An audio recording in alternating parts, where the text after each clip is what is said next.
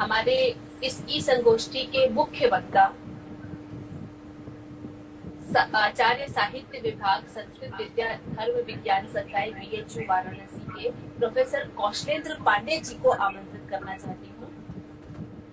Sir, आप कृपया आमंत्रित हैं। सर, मैं चाहती हूँ कि आप आए और अपने सारगर्भित उद्बोधन द्वारा जो साहित्यिक, सामाजिक एवं धार्मिक पक्ष पर आपका उद्बोधन है, सर आए, आप आमंत्रित हैं सर, और आप हमें अपने उद्बोधन के द्वारा कृतार्थ करें सर।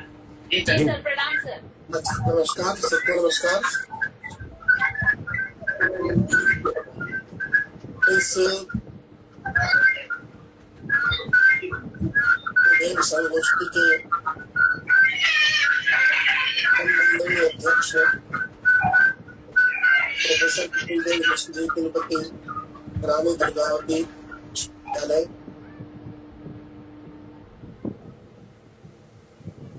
बालानी साहब, माननीय कुलपति प्रोफेसर भारत जी, कला संकाय के अध्यक्ष प्रोफेसर तिवारी जी, कुल सचिव प्रोफेसर कमलेश मिश्र जी, विभागाध्यक्ष आचार्य कमल नयन शुक्ल जी, वरिष्ठ आचार्य राधिका प्रसाद मिश्र जी, आदरणीय संचालिका, सम्मान्य संयोजक गण, सम्मान्य श्रोत्री प्रेक्षक जन तथा प्रिय छात्र छात्राओं, आवाज मिल रही ना? आवाज मिल रही है? हाँ जी सर, बहुत अच्छी आवाज आ रही है। ठीक।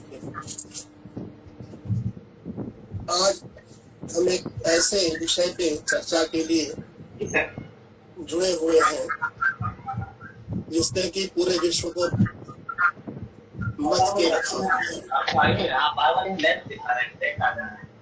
वर्तमान का जो वैश्विक परिदृश्य है एक ऐसे अभूतपूर्व वर्तमान का है जो कि संतरास से भरा हुआ है। यद्यपि यह संतरास पिछले कई वर्षों से आतंक के रूप में चला आ रहा है और इसमें अन्य भी कारण हैं,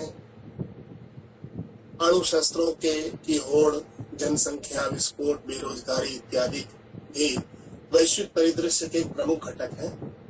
लेकिन उसमें जो आतंकवाद है वो प्रमुख रहा है और कहीं न कहीं से मुझे ऐसा लगता है कि इस आतंकवाद ने अपना रूप परिवर्तित किया है और उसका एक नया अवतार या नया रूप इस कोरोना वायरस के संक्रमण के रूप में हुआ है। यह जो विषाणु है या वायरस है एक ऐसा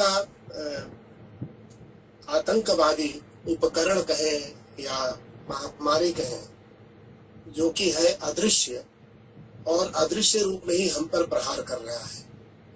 अब ऐसी स्थिति में यदि जब शत्रु अदृश्य होकर के प्रहार करे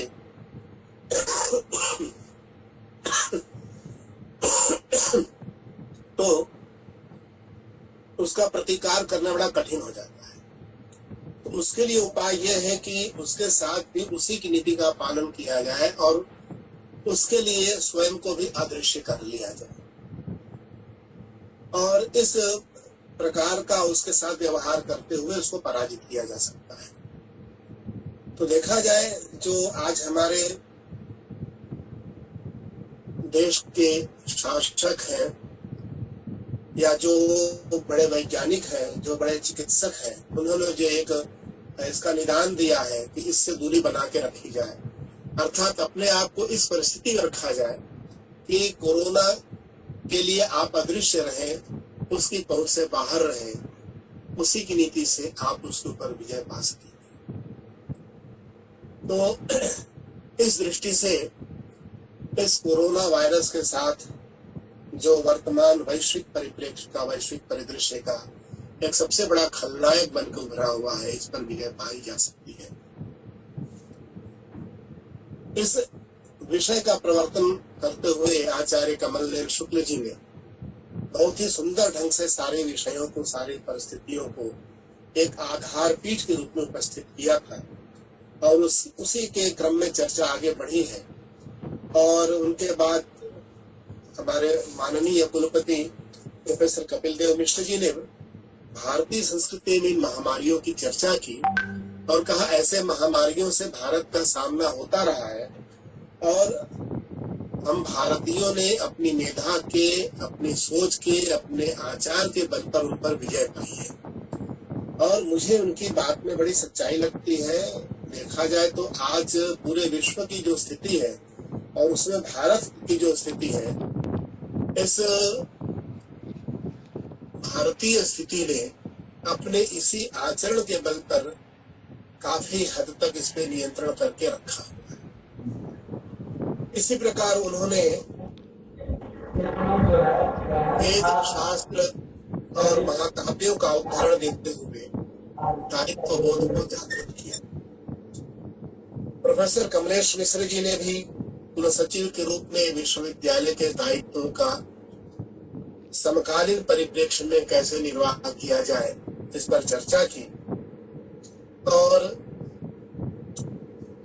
माननीय कुलपति प्रोफेसर रामदेव भारद्वाज जी ने भी राजनीतिक दृष्टि से इस पर विचार किया और अनेक प्रकार के दायित्वों की चर्चा की, जिसमें व्यक्तिगत दायित्व, सामाजिक दायित्व, राष्ट्र के प्रति दायित्व और ऐसे वंचित वर्ग के प्रति जिनसे कि इस पूरे समाज का, राष्ट्र का और विश्व का भला होता हो। अब मैं अपने विषय पे आता हूं कि मुझे जो विषय दिया गया है कि वर्तमान वैश्विक परिदृश्य के परिप्रेक्ष्य में साहित्यिक, सामाजिक और धार्मिक पक्ष की दृष्टि में हमारा दायित्व क्या और कैसा होना चाहिए, तो यह एक प्रासंगिक विषय है और इसमें हम व्यक्ति, समाज और देश सभी को देख पाते हैं। इस कोरोना वायरस ने, इस विषाणु ने या इसके आतंक ने एक तरफ विश्व को जितना कष्ट दिया है, दूसरी तरफ उसको प्रकृति के नजदीक भी थोड़ा कर दिया है। एक नई सोच हमारे में विकसित हुई, पूरे विश्व में विकसित हुई है कि जीवन यापन के लिए वास्तव में मनुष्य को कितनी आवश्यकता है, किन चीजों की आवश्यकता है और वह अपने जीवन में कितना स्वयं का विस्तार करे और कितने सिमट करके रहे। इन दोनों ही पक्षों का आज हमने अच्छी तरीके से अनुभव कर लिया है। कहा जाए तो जीवन का जो यथार्थ है और उसका एक अच्छा सा बोध आज पूरी दुनिया को हो रहा है। जिस भौतिक सुख साधनों को हम अपने जीवन का परम लक्ष्य मान बैठे थे, आज ऐसा लगता है कि वो व्यर्थ है, उसकी कोई उपयोगिता नहीं है, उसके बिना भी हम जी सकते हैं और जी भी रहे हैं। प्रोफेसर रामदेव जी ने, भारद्वाज जी ने इसकी चर्चा की थी, कैसे कैसे लोग हजारों मील की यात्रा करके चल रहे हैं, सारे संसाधनों के रहते हुए भी, सब कुछ रहते हुए भी कैसे हम घर में सीमित होकर के जीवन बिता रहे हैं। ये इन्हीं सब बातों का परिणाम है, इनको देखा जा सकता है, समझा जा सकता है। संस्कृत साहित्य के छात्र के रूप में जब हमने साहित्य का अध्ययन किया या कर रहे हैं, तो ऐसा लगता है कि साहित्य का क्षेत्र असीम है। जितने शास्त्र हैं, जितने वेद पुराण हैं, वे सब तो इसमें है ही, और भी ज्ञान विज्ञान जितना है सब इसमें आ जाते हैं, सबका इसमें समावेश हो जाता है। और जो कुछ इस विश्व में नहीं दिखाई देता है, जो हम अपनी आंखों से नहीं देख पाते, उनकी भी कल्पना करके कविगण हमारे सामने प्रस्तुत कर देते हैं। तो इस रूप में कवि अनेक समस्याओं का समाधान भी दे देते हैं और अनेक समस्याओं की ओर हमारा ध्यान ले भी जाते हैं। कदाचित साहित्य का अथवा काव्य का महत्व हमारे जीवन में इसी से बढ़ जाता है। यहाँ जो विचार के 3 विषय दिए गए, साहित्य, समाज और धर्म, तो देखा जाए साहित्य, समाज और धर्म का अंतः संबंध क्या है। मैंने इसे जिस रूप में समझा है, तो समाज को हम शरीर कह सकते हैं, धर्म को उसका प्राण कह सकते हैं और साहित्य को उसका सौंदर्य कह सकते हैं। तो जब पूरा शरीर है, शरीर में प्राण है और सौंदर्य है, तभी वह शरीर ग्राह्य है अथवा वह त्याज्य है।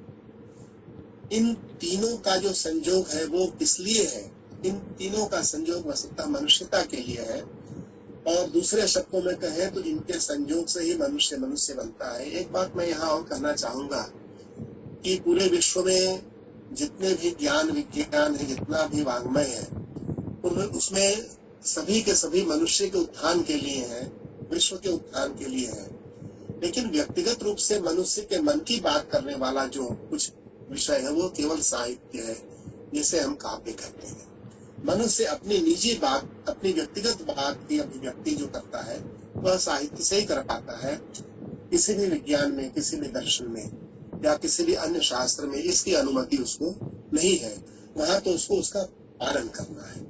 तो एक तरफ जो शास्त्रों का अनुशासन है उसका पालन, और दूसरी तरफ अपनी व्यक्तिगत जो अभिव्यक्ति है उसका समावेश व्यक्ति को एक स्वस्थ व्यक्ति के रूप में हमारे सामने प्रस्तुत करता है, जिसे हम वास्तव में मनुष्य कहते हैं। तो कहा जाए तो मनुष्य को मनुष्य बनाने में साहित्य की या कविता की या काव्य की बहुत बड़ी भूमिका है।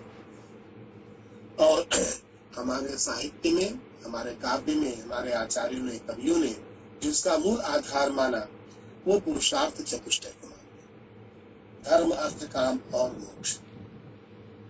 प्रोफेसर मिश्र जी ने, कुलपति जी ने भी इस धर्म, अर्थ, काम और मोक्ष की चर्चा की थी। बात घूम फिर के वहीं आती है। तो आज हम इस चर्चा को धर्म, अर्थ, काम और मोक्ष के परिप्रेक्ष्य में किसी एक पुरुषार्थ के ही रूप में करें तो उचित होगा।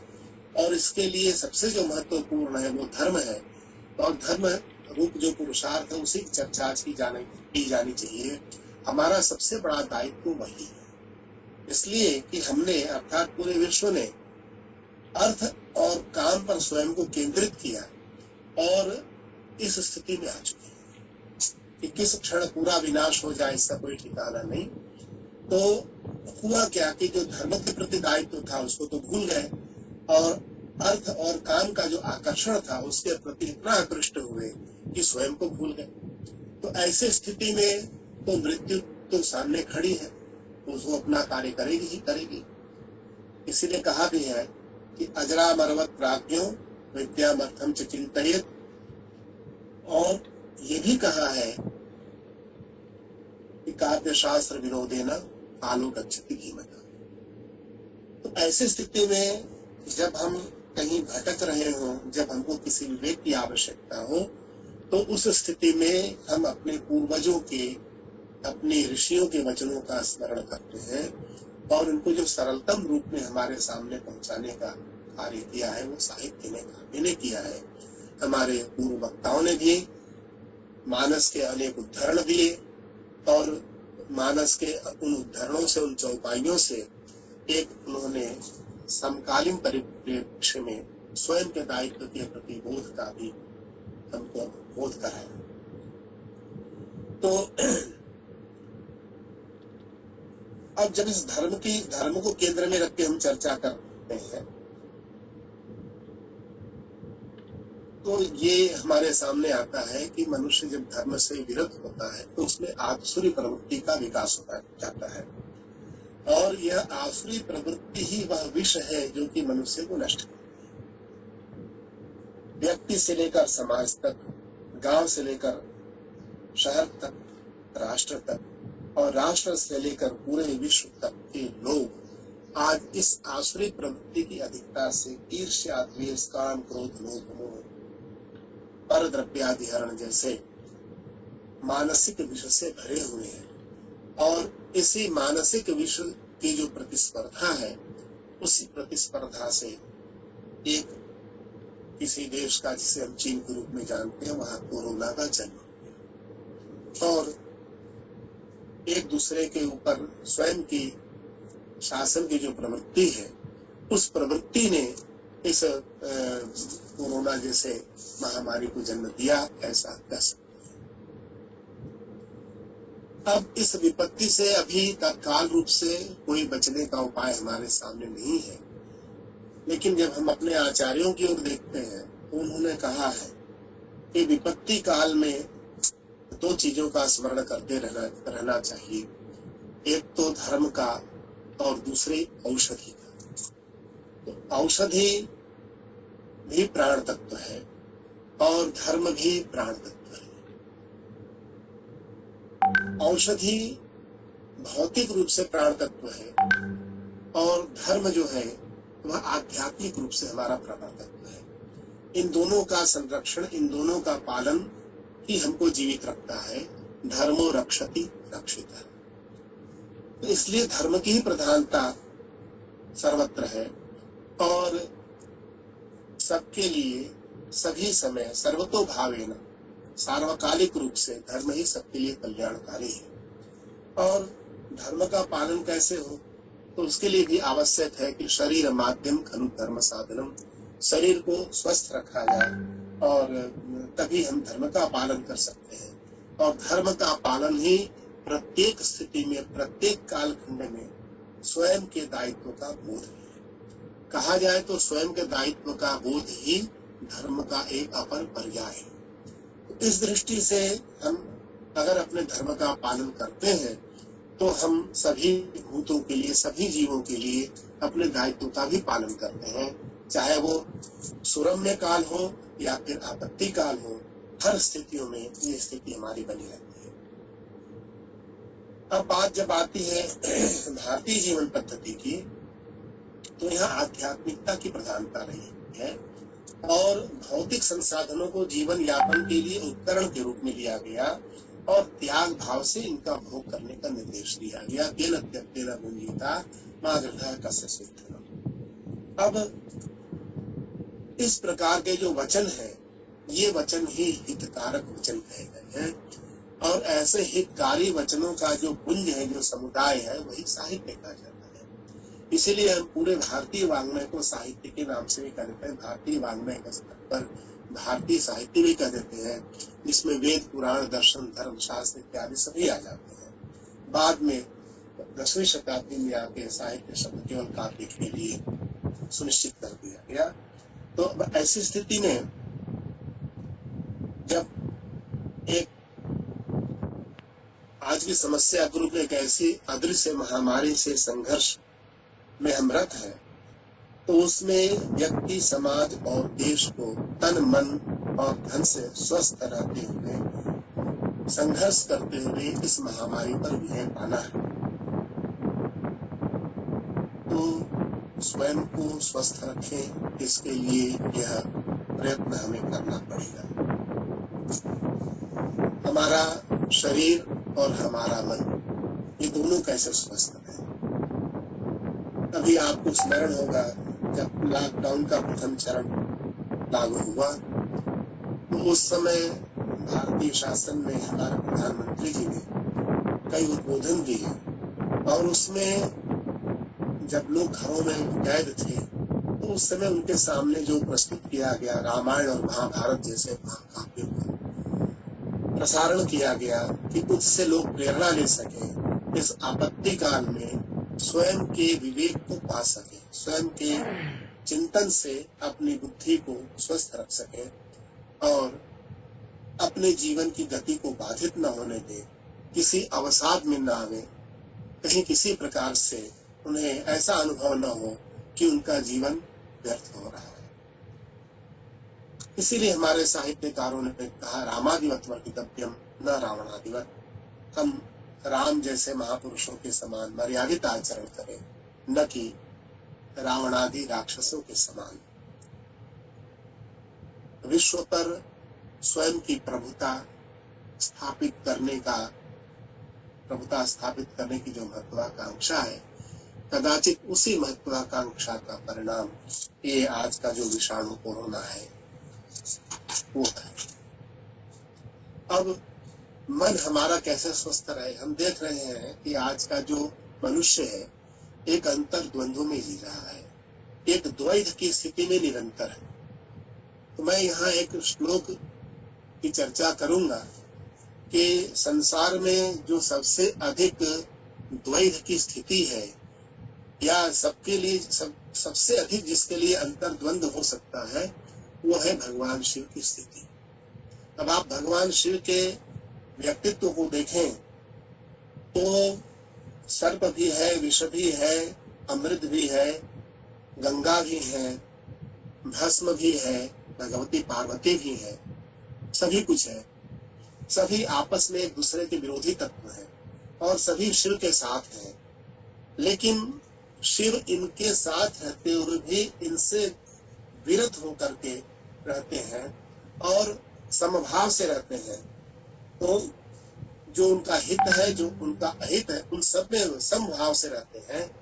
तो ऐसे शिव ही हमारी रक्षा कर सकते हैं।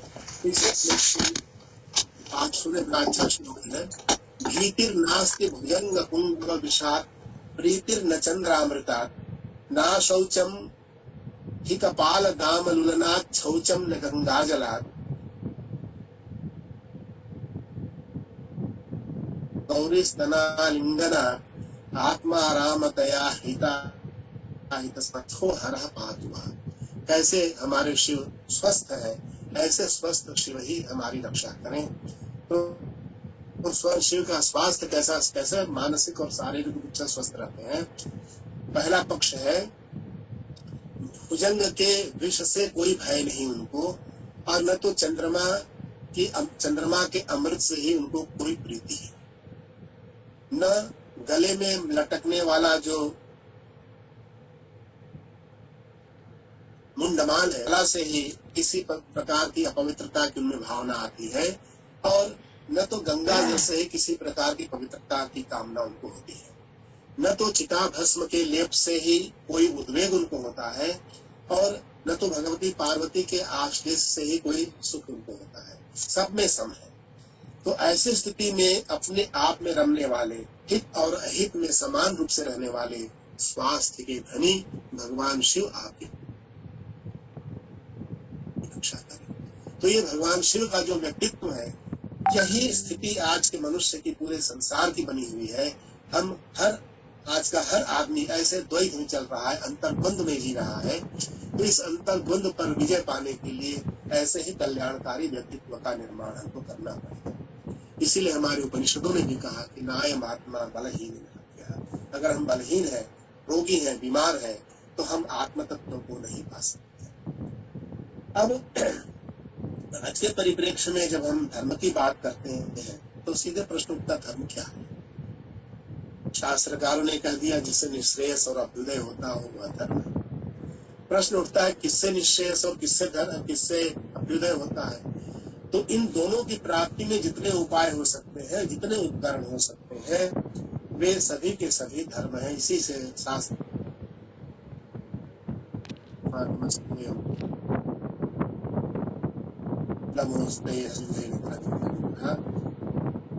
लेकिन पालन हम तभी कर सकते हैं जबकि हमारा शरीर स्वस्थ रहे। और आज जो वातावरण हुआ है उसमें एक स्वस्थ शरीर की आवश्यकता सबसे अधिक है, और उस स्वस्थ शरीर को रखने के लिए हमारे पास जो ज्ञान है वो आयुर्वेद के है। और इसलिए हमारे ऋषियों ने कहा भी है, धर्मार्थ काम मोक्षाणाम मूलम उक्तम कलेवरम। अर्थात धर्म, अर्थ, काम और मोक्ष की इच्छा रखने वाले जो भी, उनके लिए यह आवश्यक है कि वह अपने शरीर को स्वस्थ रखें। यह शरीर में अब कैसे रहे, तो सामान्य से बात के लिए थोड़ा सा जानते ही हैं कि हमारा शरीर कैसे स्वस्थ रहेगा। तो उसके लिए है समदोष समार निश्चय समधात्म यह प्रसन्नात्मेन्द्रियमना स्वस्थ्य विधीयते। जिनके वात, कफ और पित्त ये तीनों दोष सम हो, जिसकी जठराग्नि अर्थात पाचन क्रिया सम हो, जिनकी धातुओं रस रक्त मांस में अस्थि मज्जा और शुक्र की क्रिया सम हो, जिसकी आत्मा और जिनकी इंद्रियां तथा मन प्रसन्न हो वह स्वस्थ कहा जाता है। आज के परिप्रेक्ष्य में जब हम ये कहते हैं कि रोगस्तु दोष वैषम्यम दोष साम्यम रोग का बड़ा कठिनाई से ही हो पाता है, ऐसा वातावरण बना हुआ है।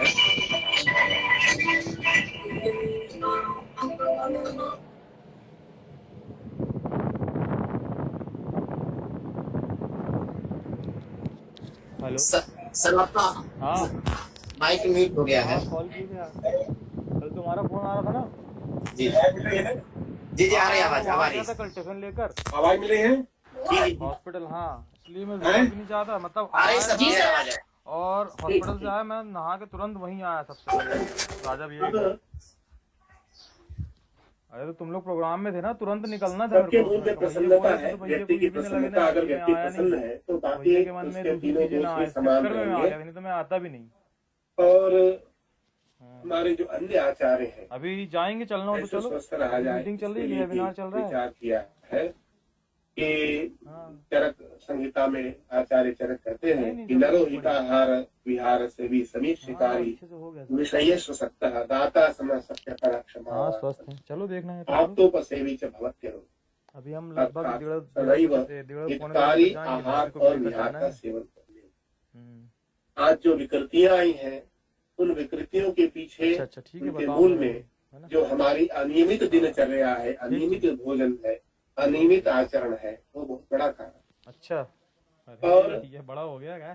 समीक्ष कार्य अर्थात विचार करके विवेक पूर्वक हाँ, कार्य वो करने वाला सही है भाई। व्यक्ति, और हाँ सही बात है। हाँ ठीक, विभिन्न प्रकार के विषयों में अनासक्त रहने वाला व्यक्ति, अच्छा दूसरों का सहयोग करने वाला व्यक्ति, हाँ, क्षमाशाली व्यक्ति और हाँ, आप्त पुरुषों के प्रति श्रद्धा रखते हुए उनके वचनों का पालन करने वाला व्यक्ति स्वस्थ है। अब आज के परिप्रेक्ष्य में अगर हम आप्त पुरुष कौन है, जब ये विचार करें तो हम ये कह सकते हैं कि आज के हमारे जो वैज्ञानिक हैं, चिकित्सक हैं, हमारे राजनेता हैं, विशेषकर हमारे माननीय प्रधानमंत्री जी, जिन्होंने एक परिवार के मुखिया के रूप में पूरे देशवासियों का समय समय पर उद्बोधन किया है, तो ऐसे पुरुषों का, ऐसे महापुरुषों का वचन ही हमारे लिए आज की परिस्थिति में आपका वचन है, और इसका पालन करके हम स्वस्थ रह सकते। ये चल ही रहा है। और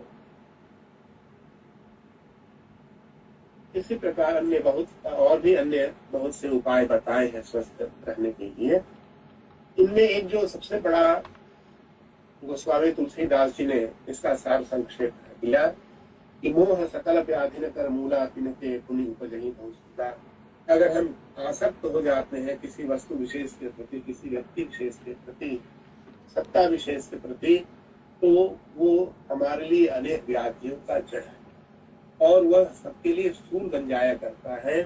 तो आज जिस प्रकार से पूरे विश्व पर राज करने की एक मोह की स्थिति बनी, या एक जो मोह बना, दूसरे देशों को पराजित कर देने का जो लोभ है, यह लोभ ही इस प्रकार के जैविक युद्ध के रूप में परिणत होता हुआ हमारे सामने आ रहा है, और इससे पूरे विश्व को कष्ट मिलता चला है।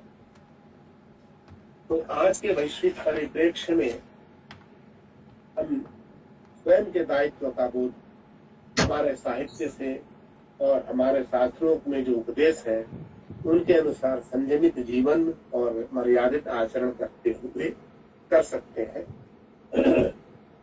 प्रकारांतर से देखें तो शासन द्वारा जो निर्देश दिए गए हैं, जो कि राजधर्म के रूप में है, वे इन्हीं भारतीय साहित्य के उपदेशों के प्रतिरूप है। अतः आज आवश्यकता है कि काव्य और शास्त्र के अध्ययन अध्यापन से इस विषम काल को हम बिता डालें और ये कामना करें, सर्वे भवन्तु सुखिनः, सर्वे सन्तु निरामया, सर्वे भद्राणि पश्यन्तु मा कश्चित् दुःखम्। नमस्कार, बहुत बहुत धन्यवाद। जबलपुर विश्वविद्यालय के माननीय कुलपति और माननीय विभागाध्यक्ष जी को इस चर्चा में मुझे शामिल करने के लिए बहुत बहुत धन्यवाद। नमस्कार। बहुत ही सुंदर, बहुत ही प्रेरक बहुत ही सारगर्भित आपका उद्बोधन, आपका व्याख्यान है सर। हम कृतार्थ हैं आपके आशीर्वचनों से जो अभी सिंचित हुए हैं। अब मैं आपकी आवाज नहीं आ रही है। धन्यवादाः।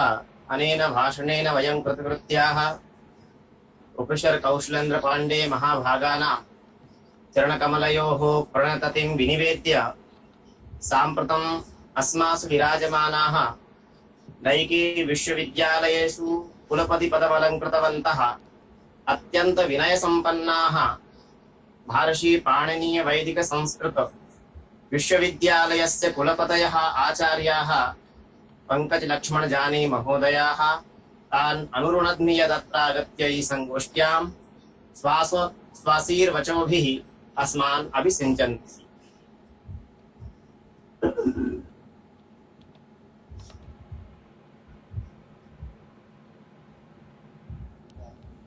प्रोफेसर पंकज लक्ष्मण जानी महोदयाः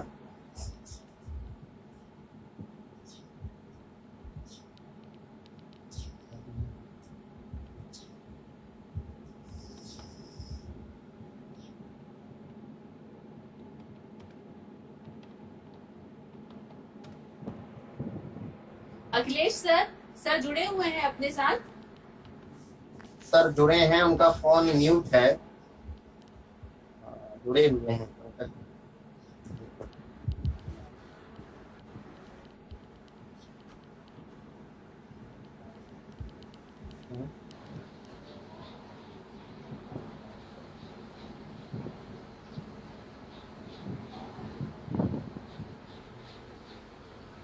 अखिलेश जी आवाज नहीं आ रही है। हरिओम। जी सर, आपकी आवाज आ रही है। हम लोग आ रही है ना? जी सर। रानी दुर्गावती विश्वविद्यालयस्य कुलपतिपदम् अलङ्कुर्वाणः परम सम्माननीयः प्रोफेसर देव मिश्र महोदयाः विशिष्ट अतिथिरूपेण उपस्थिताः अटल बिहारी वाजपेयी हिंदी विश्वविद्यालयस्य कुलपतिपदे विभूषिताः परम आदरणीयाः प्रोफेसर रामदेव भारद्वाज महानुभावाः सारस्वत अतिथिरूपेण समागताः BHU विश्वविद्यालयस्य संस्कृत विद्या धर्म विज्ञान संकाय अध्यक्षः प्रोफेसर कौशलेन्द्र पांडे महोदयाः विश्वविद्यालयस्य कला संकाय अध्यक्षः सम्मानित अतिथि प्रोफेसर भरत कुमार तिवारी महोदयाः विश्वविद्यालयस्य कुलसचिव पदे आसीना प्रोफेसर कमलेश मिश्र महोदयाः संयोजकाः प्रोफेसर कमल नयन शुक्ल महोदयाः प्रोफेसर राधिका प्रसाद मिश्र महोदयाः संस्कृत पाली प्राकृत विभागस्य अध्यापकाः डॉक्टर साधना अंसारी महोदयाः डॉक्टर सरिता यादव महोदयाः डॉक्टर अखिलेश मिश्र महोदयाः डॉक्टर जया शुक्ला महोदयाः संस्कृत विषय विशेषज्ञाः विद्वज्जनाः छात्राः अन्ये भ्रातरः भगिन्यश्च अत्यन्तं हर्षस्य विषयः अस्ति, अस्माकं गौरवस्य विषयः अस्ति। ई संगोष्ठी माध्यमेन वयं सर्वे मिलित्वा अस्माकम् उपलब्धिः अस्ति। कार्यक्रम आयोजनस्य विचारः माननीय कुलपति महोदयानां मनसि आगतः, विभागाध्यक्ष महानुभावानां मनसि आगतः। अहं भवतां सर्वेषां भूरि भूरि अभिनन्दनं पाठयामि, शुभकामनां च पाठयामि। वयं सर्वे जानीमः संस्कृतं केवलं भाषा नास्ति, अस्माकं संस्कृतिः अस्ति, अस्माकं जननी अस्ति। संस्कृते ज्ञानमस्ति, संस्कृते विज्ञानमस्ति। अस्माकं राष्ट्रस्य सम्पूर्णं ज्ञानविज्ञानं संस्कृते निहितमस्ति। योग्य नागरिक निर्माणस्य वार्तां वयं कुर्मः, आधुनिक ज्ञान विज्ञानस्य वार्तां वयं कुर्मः। एतत् सर्वं संस्कृते निहितमस्ति। हमारी संस्कृति, हमारे संस्कार, हमारा संस्कृत ही हमारी जीवन शैली है, ऐसा मेरा मानना है। और इस जीवन शैली का मूल मंत्र है सर्वे भवन्तु सुखिनः, सर्वे सन्तु निरामया, सर्वे भद्राणि पश्यन्तु मा कश्चित् दुर्भाग् भवेत्। विश्व कल्याण की बात मात्र स्व की बात नहीं, मात्र परिवार की बात नहीं, मात्र किसी नगर की बात नहीं, राष्ट्र की बात नहीं, परंतु वसुदेव कुटुंबकम की बात। ऐसी संस्कृति हमारे राष्ट्र की है। मैं याद करता हूं जब माताजी खाना बनाती थी और पहली 2 रोटियां गाय और कुत्ते के लिए निकाली जाती थी, पक्षियों के लिए दाना और पानी, वृक्षों के लिए पानी, यह हमारी संस्कृति में रहा। आज हमें जरूरत है स्व की बात करना। मेरा क्या कर्तव्य है, मैं क्या कर सकता हूं, what I am supposed to do, what is my responsibility, मुझे क्या करना है इस कोरोना काल में, इस महामारी के समय में मैं क्या कर सकता हूं, मेरा क्या कर्तव्य है, मुझे क्या करना चाहिए, इसकी बात। विराट हिंदुस्तान की जिन्होंने कल्पना की, गुरुओं के गुरु ऐसे चाणक्य पाटलिपुत्र के नगर में संध्या काल में भ्रमण कर रहे हैं। गुरुदेव को लोगों ने पूछा, गुरुदेव संध्या काल में पाटलिपुत्र नगर की गलियों में आप भ्रमण कर रहे हैं, इसका क्या कारण है? गुरुदेव ने कहा, चाणक्य ने कहा, मत पूछो। उनका मत पूछो कहना और लोगों का बार बार पूछना गुरुदेव से रहा नहीं गया। गुरुदेव ने कहा, मैं स्मशान ढूंढ रहा हूं। लोग हंसे, लोगों ने कहा, गुरुदेव संध्या काल में पाटलिपुत्र नगर की गलियों में आप स्मशान ढूंढ रहे हैं? स्मशान तो नगर के बाहर होता है। न पूछने की बात गुरुदेव ने कही थी, परंतु लोगों ने गुरुदेव को उकसाया और गुरुदेव को अंत में कहना पड़ा, मैं स्मशान ढूंढ रहा हूं। ये स्मशान का मतलब है पाटलिपुत्र नगर में संध्या काल में स्मशान ढूंढना। मतलब उन्होंने कहा, जिस घर में माता पिता, बड़े भाई, गुरुजन अपने शिष्य को, अपने बच्चों को शिक्षित नहीं कर रहे हैं, दीक्षा नहीं दे रहे हैं, ज्ञान नहीं दे रहे हैं, संध्या का ज्ञान नहीं दे रहे हैं, गुरुदेव ने कहा, ऐसा परिवार, ऐसा घर मेरे लिए स्मशान से कोई कम नहीं। तात्पर्य है, आज इस महामारी के समय में हमें हमारे बच्चों को शिक्षित करना है, दीक्षित करना है। यह संक्रमण क्या है, यह महामारी क्या है, क्या करने से भारतीय संस्कृति संस्कार को किस तरह से उनका आचरण करें, किस तरह से फॉलो करें कि हम इस संक्रमण से बच सकते हैं, इस महामारी से बच सकते हैं। हमें धैर्य रखना होगा, हमें धीरज रखना होगा, बच्चों को सिखाना होगा, उतावला बावला नहीं होना। वैक्सीन बात कर रहे हैं सितंबर में आएगी, महामारी की दवाई सितंबर अक्टूबर में आएगी। अनिश्चितता का दौर है, हमें धैर्य रखना होगा। हमने स्मॉल पॉक्स देखा, हमने चिकन पॉक्स देखा, एड्स और टीबी हमने देखा, कई सारी बीमारियां, कई सारी महामारी हमने देखी। इन सब बीमारियों की दवाइयां और वैक्सीन को ढूंढने में कई साल लगे।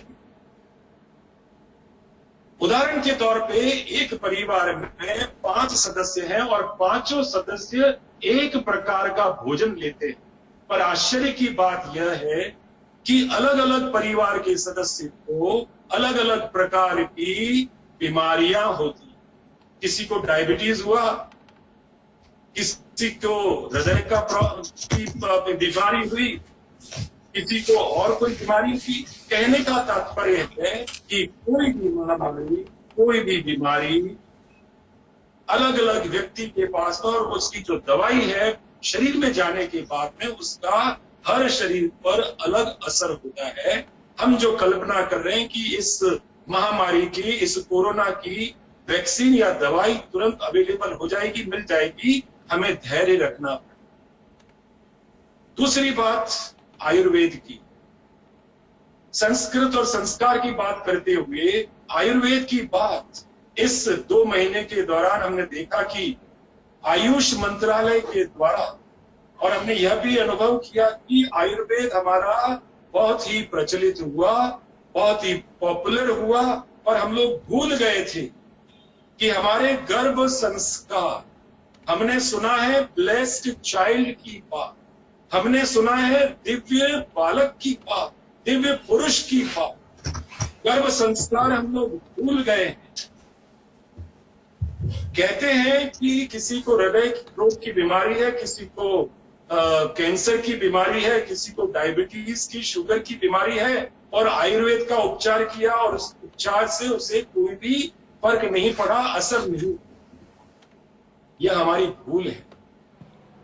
हमारा आयुर्वेद मानता है, बिलीव करता है, हम तो बिलीव करते हैं prevention is better than cure की थियरी में। आज ही आपको कैंसर हुआ और आज ही आप आयुर्वेद पर जाएंगे, शनै शनै इसका असर होता है। और मैं तो यहां से कह रहा हूं कि the day one mother conceives, गर्भधारण जिस दिन से माता करती है उस दिन से हमारा आयुर्वेद, हमारा गर्भ संस्कार का उपचार शुरू। आप देखिए इस दिव्य बालक की जो हम कल्पना करते हैं, इस ब्लेस्ड चाइल्ड की जो कल्पना करते हैं, इस थियरी से, गर्भ संस्कार की थियरी से, इस बालक को भविष्य में कभी भी कोई भी इस तरह की बीमारी का असर नहीं होगा।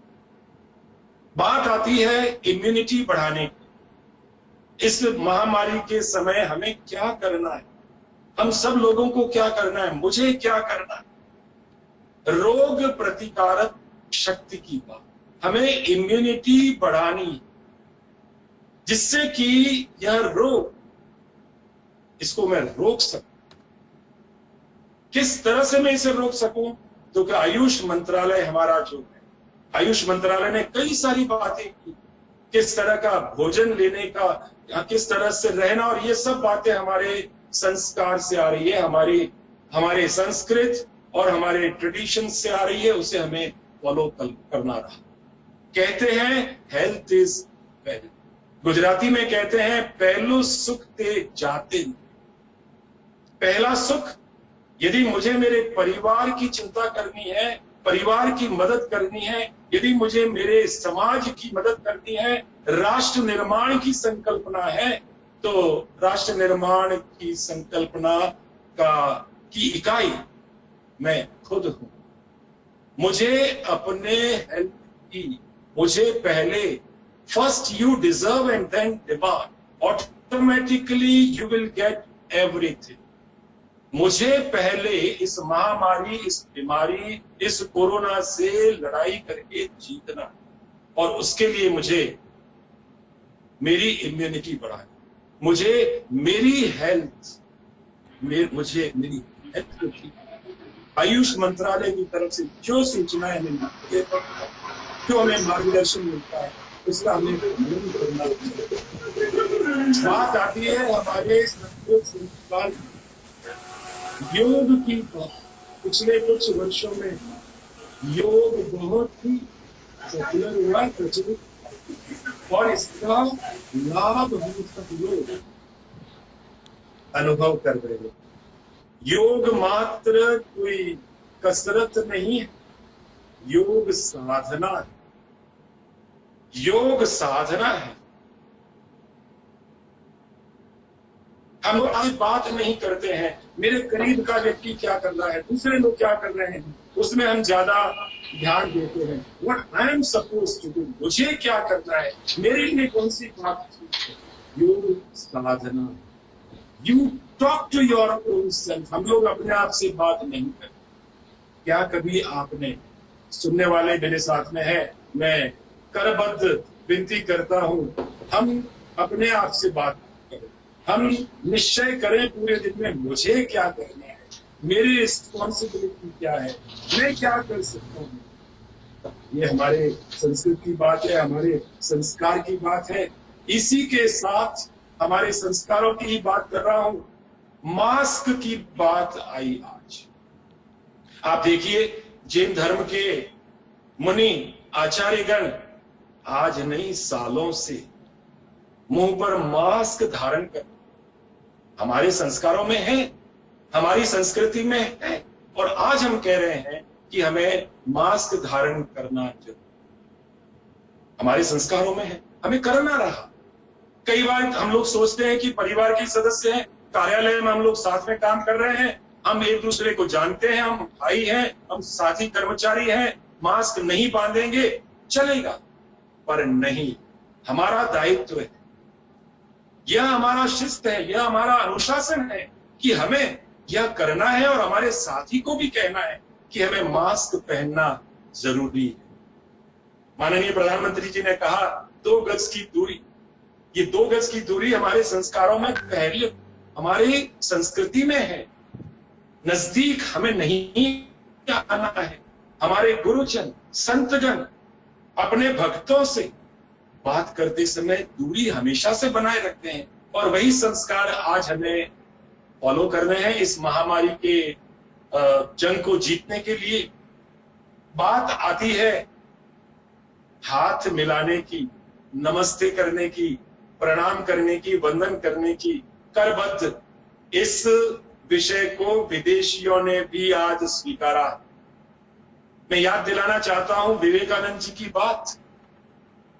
विवेकानंद जी किसी गोरे व्यक्ति के साथ में बात कर रहे थे। गोरे व्यक्ति ने कहा कि हमारी महारानी के साथ में कोई भी शेक हैंड नहीं कर सकता है, उनके साथ में कोई भी हाथ नहीं मिला सकता है, क्योंकि वह हमारी रानी है, महारानी। विवेकानंद जी ने जवाब दिया, हमारे भारत में, हमारे राष्ट्र में कोई भी व्यक्ति किसी भी नारी के साथ में, किसी भी महिला के साथ में हाथ नहीं मिला सकता है, क्योंकि हमारे देश की हर नारी महारानी है। हाथ मिलाने की बात आज देखिए, प्रिंस चार्ल्स हो या और राष्ट्र के प्रमुख हो, सब लोग हाथ जोड़ रहे हैं, भारतीय संस्कृति को अपना रहे हैं, भारतीय संस्कृति की परंपरा को अपना रहे हैं। हमें इस परंपरा को आगे बढ़ाना रहा, यदि हमें इस जंग को जीतना है। अंत में यह कहना चाहूंगा कि हम लोग प्रशासन की तरफ से जो भी हमें सूचनाएं प्राप्त होती है, जो भी दिशा निर्देश हमें प्राप्त होते हैं, हमें उसका अनुकरण करना रहा। कोरोना वॉरियर्स का सम्मान हमें करना रहा। कोरोना कैरियर हम न बने। गुजराती में कहते हैं जहर ना पारखा न हो। यह कोरोना जो है, आदरणीय भारद्वाज साहब ने बहुत ही अच्छे से इस कोरोना के वजन की बात की। बिल्कुल दिखता नहीं है, इसका कोई वजन भी नहीं है। हम यह सोचते हैं, इसको बहुत ही लाइटली ले लेते हैं, पर यह कोरोना जिस तरह से हाथी के सूंड में यदि चींटी घुस जाती है तो हाथी के लिए भी एक मुश्किल खड़ी करती है, इसी तरह से इस कोरोना की बात कहता हूं कि यह भी एक जहर है। जहर की कभी परीक्षा जहर ना पारखा न हुए। जहर की परीक्षा, देखो मैं चखता हूं, जहर है क्या है, मैं देखो चखता हूं, इसको जरा टेस्ट करता हूं, हमें मालूम है कि यह जहर है। कोरोना जहर है, इसका हमें टेस्ट नहीं करना है, इसे हमें दूर रखना है। और हम लोग इस महामारी के समय में हमें यह भी मालूम है कि प्राकृतिक आपदाएं और राष्ट्र के लिए हमारे कुछ पड़ोसी, अहंकारी पड़ोसियों का भी संक्रमण है, उससे भी हमें सावधान रहना है। अंत में मैं आप सबसे करबद्ध विनती करता हूं, प्रशासन की तरफ से, केंद्र सरकार की तरफ से जो भी हमें दिशा निर्देश प्राप्त होते हैं, हम उनका पालन करेंगे। इस कार्यक्रम में मुझे आमंत्रित किया, माननीय कुलपति जी का बहुत बहुत आभारी हूं। संस्कृत, पाली, प्राकृत विभाग के सभी अध्यापकों का मैं आभारी हूं और आभारी हूं आप सभी संस्कृत विद्वज्जन का, जिन्होंने इतना समय होने पर भी हमें आपने सुनने का कष्ट किया। जय हिंद।